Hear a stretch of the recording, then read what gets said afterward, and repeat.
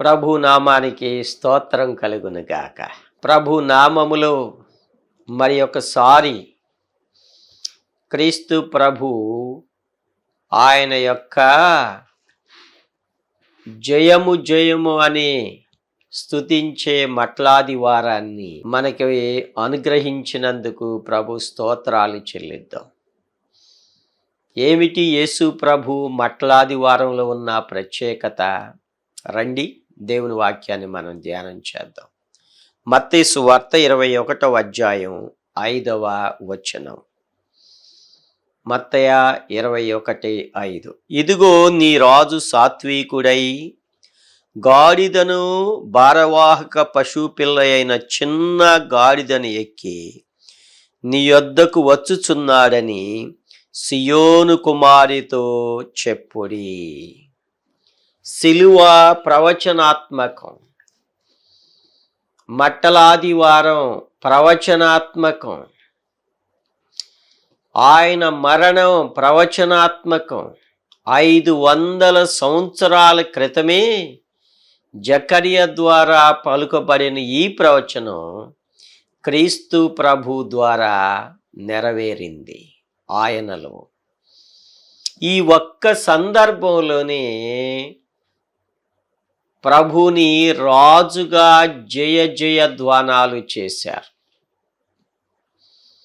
ఈ ఒక్క సందర్భంలోనే ప్రభుని ఊరేగించారు. ఈ ఒక్క సందర్భంలోనే ప్రభు యెరూషలేములో జయప్రవేశం చేశాడు. అంతకుముందు యెరూషలేమునికి వెళ్ళాడు, కానీ ఇలా వెళ్ళలేదు. ఇదే మట్టలాదివారం యొక్క ప్రత్యేకత. మరి ఏ రాజు ఈ రాజు? ఆయన సాత్వికుడైన రాజు. నీ రాజు సాత్వికుడై, యూదుల రాజుగా పుట్టిన క్రీస్తు ప్రభు మన కోసం శ్రమలను అనుభవించిన సాత్వికుడైన రాజు. యూదుల రాజుగా పుట్టిన క్రీస్తు ప్రభు ఆయన గాడిదను, ఒక చిన్న గాడిదను ఎక్కిన సాత్వికుడైన రాజు. మట్టలాదివారం రోజున సాత్వికుడిగా గాడిదను వచ్చాడు. రేపు ఎలా రాబోతున్నాడు? రాజులకు రాజుగా, ప్రభువులకు ప్రభువుగా ఆయన మేఘారూఢుడై వచ్చుచున్నాడు. నువ్వు సాత్వికుడైన రాజును నువ్వు తృణీకరించేవనుకో, రేపు ఏ రాజును ఎదుర్కోవాల్సి వస్తుంది? రాజులకు రాజు, ప్రభువులకు ప్రభు, మహిమగల సింహాసనం మీద ఆసీనుడై ఉన్న దేవుడు, ధవళమైన సింహాసనం మీద ఆసీనుడై ఉన్న దేవుణ్ణి పరలోకంలో లేక నీవు రక్షించబడకపోతే ఎదుర్కొంటావు. మరి రక్షించబడిన వారు ఎవరిని ఎదుర్కొంటారు? సాత్వికుడైన రాజుని నీవిక్కడ అంగీకరించి రక్షించబడి పరలోక రాజ్యానికి వెళ్ళావనుకో, ప్రకటన గ్రంథం 4-5 అధ్యాయాల్లో ఉన్న సింహాసనాసీనుడైన రాజుని స్తుతిస్తావు, ఆరాధిస్తావు. అయ్యా, నీ రక్తమిచ్చి నన్ను కొన్నావు, నన్ను పవిత్రపరిచావు, ప్రతి జనములో నుంచి, ఆయా భాషలు మాట్లాడే వారిలో నుంచి నన్ను ఏర్పరచుకున్నావు నాయనని ప్రభుని స్తుతిస్తావు. ఏ రాజును ఎదుర్కోబోతున్నావు? మట్లాదివారం అంటావు. మంచిదే. ఏమిటి నువ్వు తెలుసుకోవలసింది? ప్రభుని నువ్వు ఎలా ఎదుర్కోబోతున్నావు? ఇదిగో ప్రజలందరూ ఇక్కడ 3 విధాలుగా ప్రభుని ఇక్కడ ఎదుర్కొంటున్నారు. కొందరు ఎలా ఉన్నారు చూడండి. 7వ వచనం. జనసమూహములో 8వ వచనం. జనసమూహములోను అనేకులు తమ బట్టలు దారి పొడవునా పరచిరి, కొందరు చెట్ల కొమ్మలు నరికి దారి పొడుగునా పరచిరి. జనసమూహములో ఆయనకు ముందు వెళ్ళుచుండిన వారు వెనుక చుండిన వారును, దావీదు కుమారునికి జయము, హోసన్నా, ప్రభుపేట వచ్చువాడు స్తుతింపబడునుగాక, సర్వోన్నతమైన స్థలములలో జయము అని కేకలు వేయుచుండిరి. ప్రభుని వాళ్ళు దావీదు కుమారుడిగా అంగీకరించారు. వచ్చుచున్న ఇశ్రాయేలు రాజు అని మనకి యోహాను సువార్తలో కూడా ఉంటది. గమనించారా? ఒక్క మాట చదువుదాం చూడండి. యోహాను సువార్త 12వ అధ్యాయము 13వ వచనంలో చూడండి. ఖర్జూరపు మట్టలు పట్టుకొని ఆయనను ఎదుర్కొనబోయి, జయము, ప్రభుపేట వచ్చుచున్న ఇశ్రాయేలు రాజు స్తుతింపబడునుగాకని కేకలు వేసిరి. గమనించరా? కనుక మనం ఈ కోవలో చెందిన వారుగా మనం ఉండాలి. ప్రభువుని అంగీకరించిన వారుగా, క్రీస్తు ప్రభువుని, ఆయన శిలువలో కార్చిన పరిశుద్ధ రక్తం, ఆయన శిలువ బలియాగము ద్వారా మనకొచ్చిన రక్షణ, పాప క్షమాపణని అనుభవం పొంది ప్రభుని స్తుతించి ఘనపరచి ఆరాధించే వారిగా మన జీవితాలు ఉండాలి. మట్టలాది వారు అనంటే ప్రభుని స్తుతించే కోవలో మనం ఉండాలి. సాత్వికుడైన రాజుగా మన యొద్దకు వచ్చాడు. సిలువను సహించిన యూదుల రాజుగా మన యొద్దకు వచ్చాడు. పరిశుద్ధ రక్తాన్ని కార్చిన రాజు. ఇదే యేసు ప్రభువులో ఉన్న ప్రత్యేకత. ఇంకా ఈ ప్రత్యేకత ఇంకా ఈ లోకంలో ఎవరికి లేదు, ఎవరికి రాను కూడా రాదు.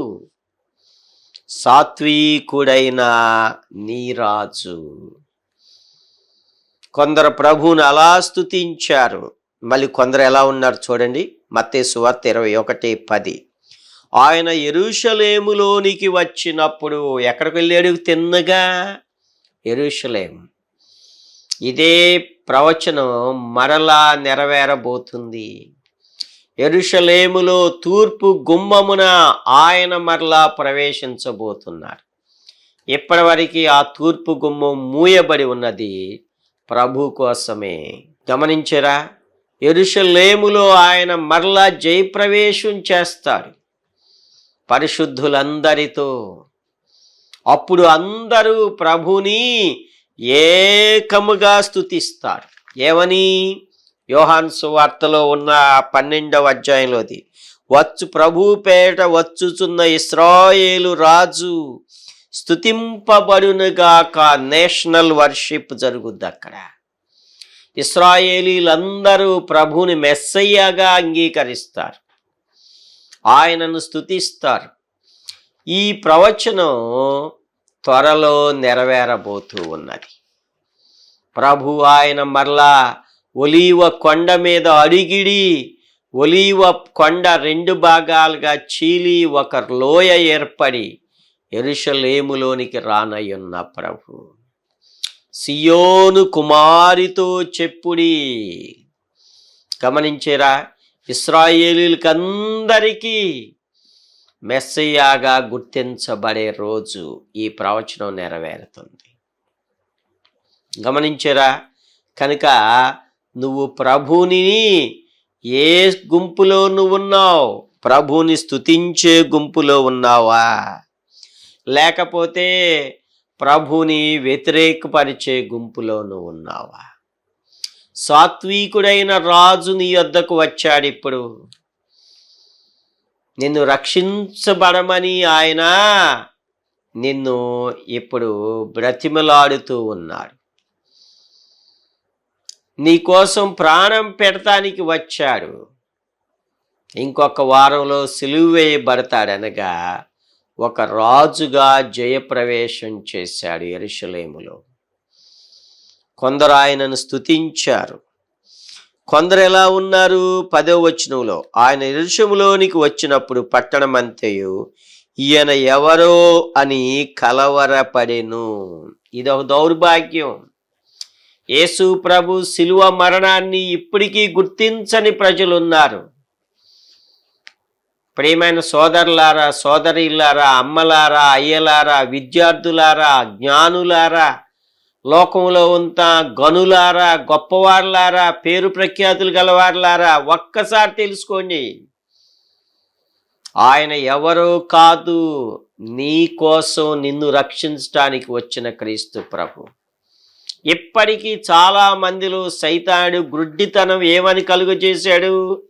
యేసు ప్రభు మా దేవుడు కాదు, ఎక్కడి నుంచో వచ్చాడు, లేకపోతే ఇది మా మతం కాదు, ఇవి మాకు సంబంధించినవి కాదు అనని రకరకాల వాదాలు, వివాదాలు, రకరకాల అభిప్రాయాలు, అజ్ఞానంలో, అంధకారంలో ఉన్నవాళ్ళు చాలామంది. ఇప్పటికీ అదే. ఆయన యెరూషలేములోనికి వచ్చినప్పుడు పట్టణమంతు ఈయన ఎవరో అని కలవరపడెను. మరి ఇలాంటి వారికి దేవుడు ఏం చెప్తున్నాడు? మొదటి కొరింథీ పత్రిక చూడండి, 1వ అధ్యాయం చూడండి, ఏమంటున్నాడు? 22వ వచనం. మొదటి కొరింథీ పత్రిక 1వ అధ్యాయం 22వ వచనం. యూదులు సూచక క్రియలు చేయమని అడుగుచున్నారు. యూదులు మతం, వాళ్ళు వాళ్ళ ధర్మశాస్త్రమే అంటారు, క్రీస్తు శిలువ మరణాన్ని ఇప్పటికీ నమ్మరు, సూచక క్రియలు. రెండో వాళ్ళు ఏమంటారు? గ్రీసు దేశస్థులు జ్ఞానము వెదుకుచున్నారు. వాళ్ళ జ్ఞానం, వాళ్ళ క్రొత్త విషయాలు ఇవే. శిలువ మరణం వారికి పట్టదు. అర్థమైందా? మూడవ వారు, అయితే మేము సిలువ వేయబడిన క్రీస్తును ప్రకటించుచున్నాము. మనం ఈ కోవలో ఉండాలి. యూదులుగా క్రీస్తు ప్రభును గుర్తించలేని పరిస్థితులు ఉండకూడదు. గ్రీసు దేశస్థులుగా మన సొంత అభిప్రాయాలు, మన లోక జ్ఞానం, మన తెలివి, మన స్వనీతి, మన సొంత అభిప్రాయాల్లో మనం ఎన్నడూ ఉండకూడదు. మూడవదిగా, మేము సిలువ వేయబడిన క్రీస్తును ప్రకటిస్తున్నాం. ఈ కోవలో మనం ఉండాలి. ఇదే కొరింథీ పత్రిక 2వ అధ్యాయం 2వ వచనంలో చూడండి. నేను యేసుక్రీస్తును అనగా సిలువ వేయబడిన యేసుక్రీస్తును తప్ప మరి దేనిని మీ మధ్య ఎరుగకుందును. ఎవరు? యేసు ప్రభు. అద్భుతాలు చేసేవాడా, బోధలు చేసిన వాడా, బైబిల్ అంతా దేవుని జ్ఞానం అని తెలుసు, కానీ నమ్మరు. బైబిల్ అంతా చాలామంది చదువుతారు, కానీ దానిలో ఉన్న రక్షణను తెలుసుకోరు, పరలోక రాజ్యాన్ని తెలుసుకోరు. బైబిల్లో ఉన్న చరిత్రలంతా వాళ్ళు పరిశోధిస్తారు, మోసపడతారు, అన్ని వాద ప్రతివాదాలు చేస్తారు. క్రీస్తు ప్రభు సిలువ అంటే వాళ్ళు వెనక్కి వెళ్ళిపోతారు. ఇదే బాధకరం. ఈ టీవీ మీడియాను బట్టి మిమ్మల్ని అందరినీ ఈ చివరి దినాల్లో, ప్రభు రాబోతున్నాడని చెప్పబడే దినాల్లో, ప్రవచనాలు నెరవేరుతున్న ఈ దినాల్లో మీ అందరికీ తెలియచేసేది ఏంటంటే, సిలువ వేయబడిన యేసు ప్రభుని ఎరిగి ఆయన ద్వారా వచ్చిన రక్షణ, పాప క్షమాపణ పొందుకుంటాం కన్నా ఈ లోకంలో ఇంకా గొప్ప జ్ఞానము అసలు లేనే లేదు. అర్థమైందా? ఇదే 1 కొరింథీ పత్రిక 1వ అధ్యాయం 21వ వచనంలో చూడండి. దేవుని జ్ఞానానుసారముగా లోకము తన జ్ఞానము చేత, లోకానికి ఏముంది? వాళ్ళ సొంత జ్ఞానం ఉంది, వాళ్ళ సొంత భక్తి ఉంది, సొంత స్వనీతి ఉంది, వాళ్ళ సొంత రకరకాల ఏమనాలి, మార్గాలు ఉన్నాయి. అవి ఎప్పటి నుంచో ఒక్కొక్కరి ద్వారా వస్తున్న, ఇది ఆ మార్గం, ఈ మార్గం, భక్తి మార్గం, సత్సంగ మార్గం, ఆ మార్గం, ఈ మార్గం అంటా ఉంటారు. ఇవన్నిటికన్నా గొప్పది, నిన్ను రక్షించేది ఏదన్నా ఉందంటే సిలువ జ్ఞానం, సిలువ మార్గమే. కనుక ఈయన ఎవరో అని కలవరపడ్డ వాళ్ళు ఎప్పటికీ ఉన్నారు ప్రియమైన వారలారా. ఈ మట్లాదివారం అప్పుడైనా సరే తెలుసుకోని సత్యాన్ని, క్రీస్తు ప్రభు బహిరంగముగా ఆయన రాజుగా స్తుతింపబడ్డారు, ఊరేగించబడ్డాడు. ఆయన రాజుగా యెరూషలేము దేవాలయములో జయప్రవేశం చేశాడు. అన్న, కయప వీళ్ళందరూ ప్రభుని వ్యతిరేకించిన సందర్భంలోనే యేసు ప్రభు జయప్రవేశం చేశారు. కనుక నేటి కాలంలో ఉన్న పరిస్థితి కూడా అదే. ఈయన ఎవరో అని కలవరపడిన పరిస్థితులు ఉన్నారు. అలాంటి వారు సత్యాన్ని తెలుసుకోండి. ప్రకటించిన వాడు యేసు ప్రభు, రక్షించిన వాడు యేసు ప్రభు. ప్రయాసపడి భారం మోసుకున్న నా యొద్దకు రండి, నేను మీకు విశ్రాంతిని కలుగజేతునని చెప్పిన దేవుడు. పాపులను రక్షించటానికే ప్రభు ఈ లోకానికి వచ్చాడని చెప్పిన దేవుడు.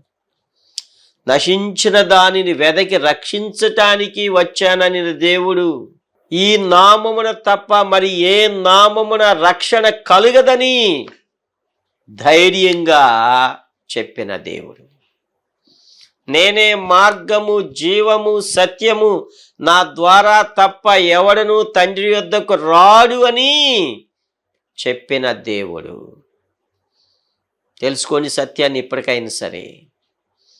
మన అభిప్రాయాలు కాదు, దేవుని వాక్యం అంతా స్పష్టంగా ఉంది. ఇక్కడేమి తప్పులు లేవు, వాదాలు లేవు, లేకపోతే ఒకదానికొకటి సరిపడినట్లుగా లేవు. ఇవన్నీ మన జ్ఞానం.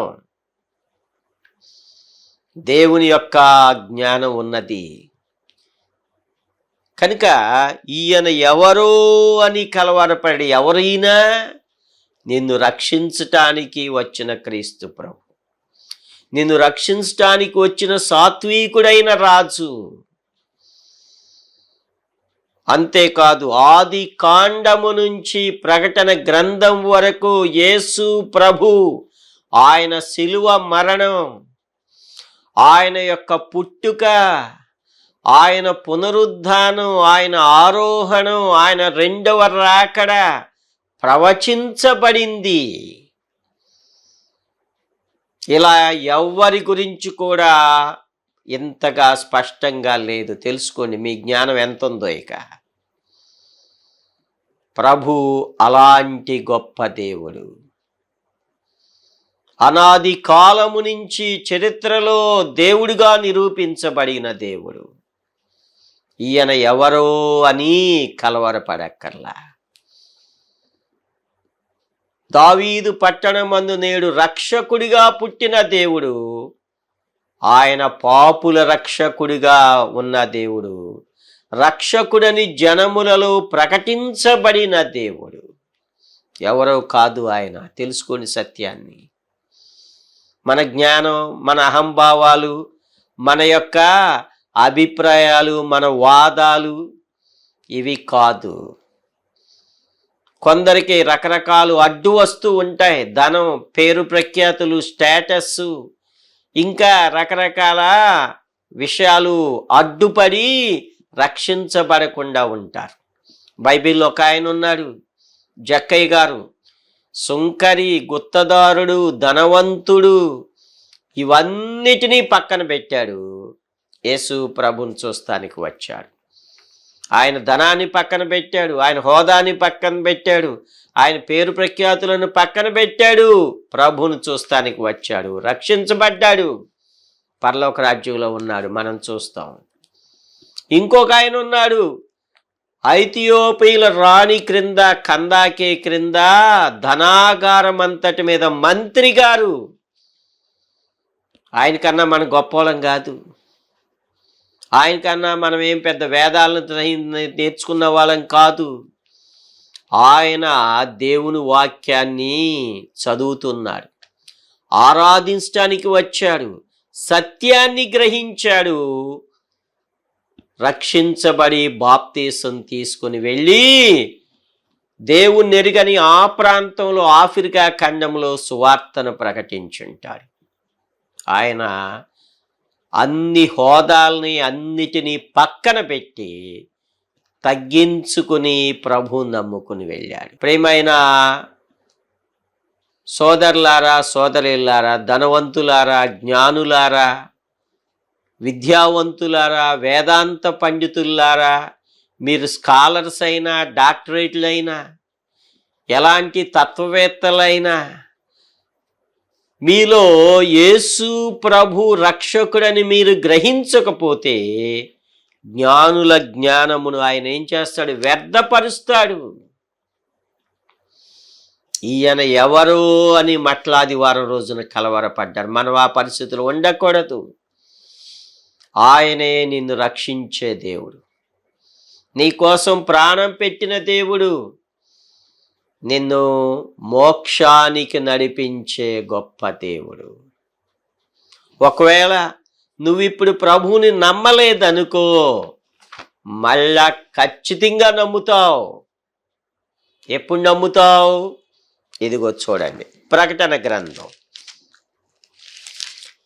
6వ అధ్యాయం 15వ వచనం చూడండి. 6:15, ప్రకటన 6:15. ఇప్పుడు ప్రభు నువ్వు తృణీకరించితే నువ్వు ఖచ్చితంగా నమ్ముతావు. ఇంకా దానిలో అనుమానం లేదు. దేనికి? తీర్పులో నమ్ముతావు. అంతే. ఇక అప్పుడు నమ్మినా ఏం ప్రయోజనం లేదు. అప్పుడు ఇక రక్షణకి తావు లేదు, శిక్షే ఉంది ఇక నీకు. చూడండి, ప్రకటన 6:15. భూరాజులను, నమ్మని భూరాజులు వీళ్ళు, ఘనులను, క్రీస్తు ప్రభు బలి తెలిసినా సరే ఆయనను నమ్మకుండా, రక్షించబడకుండా మేమే గనులు అని విర్రవీగేవాళ్ళు. తరువాత సహస్రాధిపతులను, యుద్ధాల్లో ఉన్న ఆర్మీ జనరల్స్, వీళ్ళందరూ వీళ్ళ జ్ఞానమే, వీళ్ళ తంత్రాలే ప్రభు గురించి వీళ్ళు తృణీకరించారు. ధనికులను, ప్రభు నమ్ముకోవాలంటే వాళ్ళ ధనం వాళ్ళకి అడ్డం వచ్చింది, వాళ్ళ పేరు ప్రఖ్యాతులు వాళ్ళకి అడ్డం వచ్చినాయి, పేపర్లలో అవార్డులు గివార్డులు ఉన్నాయి, కానీ వీళ్ళు ప్రభుని నమ్మల. బలిష్ఠులను, పెద్ద పెద్ద క్రీడాకారులు ఉంటారు. ఏముంటాయి వాళ్ళకి? కండలు తిరిగిన వాళ్ళు ఉంటారు. వాళ్ళు మనలాగా ఉంటారు. వాళ్ళు బలిష్ఠులు, క్రీడాకారులు. లేకపోతే సైన్యంలో ఉన్న వాళ్ళు బలిష్ఠులను. ప్రతి దాసుడును, రక్షించబడని మనలాంటి వాళ్ళు, ప్రతి స్వతంత్రుడును.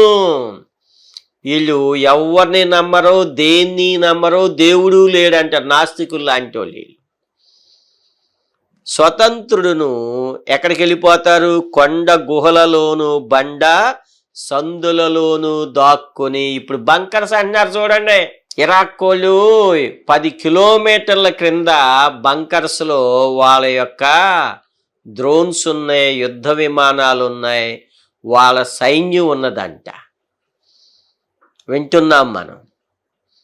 ఆ బంకర్స్ను బద్దకొని, ఇదే కొండ గుహలలోను బండ సందుల్లోను అంటే అదే దాగుకొని. ఏంటండి? ఎక్కడికి వెళ్ళిపోయారు వీళ్ళు? దాక్కొని అప్పుడు నమ్ముతున్నారు. ఏమని? సింహాసనాసీనుడైన వాని యొక్కయు. ఎవరో? యేసు ప్రభు. నువ్వు తృణీకరించిన యేసు ప్రభు నువ్వు రేపు రాజుగా అంగీకరిస్తావు. నువ్వు ద్వేషించి, నువ్వు తోలనాడి, నువ్వు రక్షణ పొందకుండా ఉన్న యేసు ప్రభుని సింహాసనాసీనుడైన వాడని రాజుగా అంగీకరిస్తావు.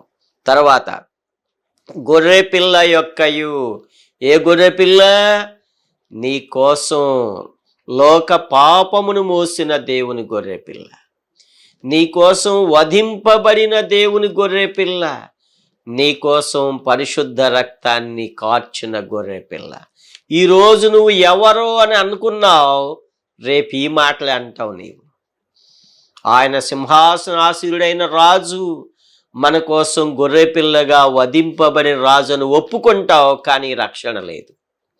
గొర్రెపిల్ల యొక్క ఉగ్రత మహాదినము వచ్చెను, దానికి తాళజాలిన వాడు ఎవడు అని నువ్వు ఒప్పుకుంటావు. ప్రయోజనం లేదు. నీకిక శిక్షే, నీకిక అగ్నిగుండమే, నీకిక రెండవ మరణమే నీకు ఉంది తప్ప రక్షణ లేదు, పాప క్షమాపణ లేదు. ఎందుకని? సాత్వికుడైన రాజుగా వచ్చినప్పుడు నువ్వు నమ్మలా, వ్యర్థం చేసుకున్నావు అవకాశాలని. ఈ సమయములో దేవుని వాక్యం వింటుండగా సత్యాన్ని తెలుసుకో. ఆయన నీ కోసం గొర్రె పిల్లగా వచ్చిన క్రీస్తు ప్రభు, నిన్ను రక్షించటానికి వచ్చిన క్రీస్తు ప్రభు, నీ కోసం ప్రాణం పెట్టడానికి వచ్చిన క్రీస్తు ప్రభు.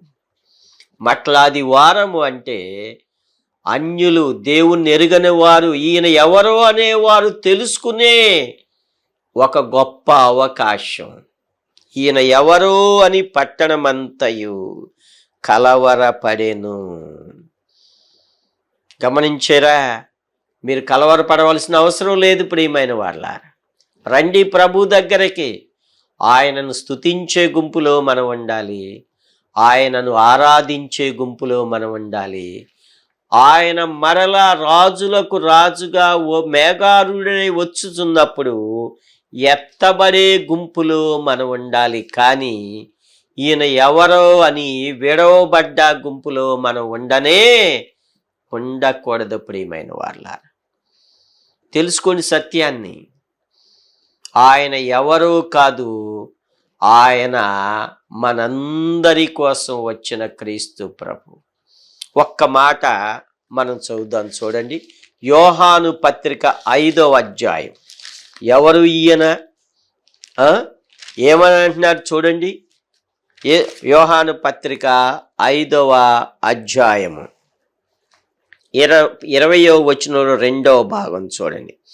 ఈయనే నిజమైన దేవుడును నిత్య జీవమునై ఉన్నాడు. ఎవరు? యేసు ప్రభు.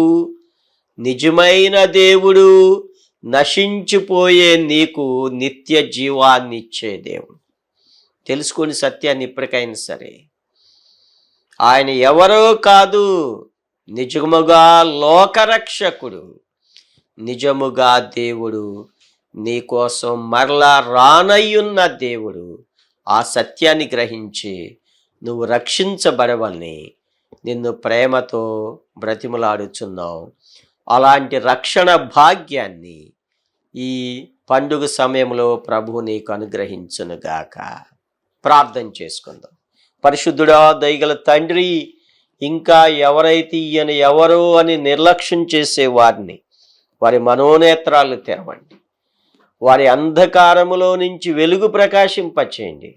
వారి జీవితాలు మార్చి రక్షించబడే వారిలో, ఎత్తబడే గుంపులో మా ప్రభు ఉండునట్లు సహాయం చేయమని మా ప్రభుని యేసుక్రీస్తు నామములో ప్రార్థించి స్తుతించి వేడుచున్నాం తండ్రి. ఆమెన్. ప్రభు యొక్క గొప్ప రక్షణ మీకు దయచేయునుగాక.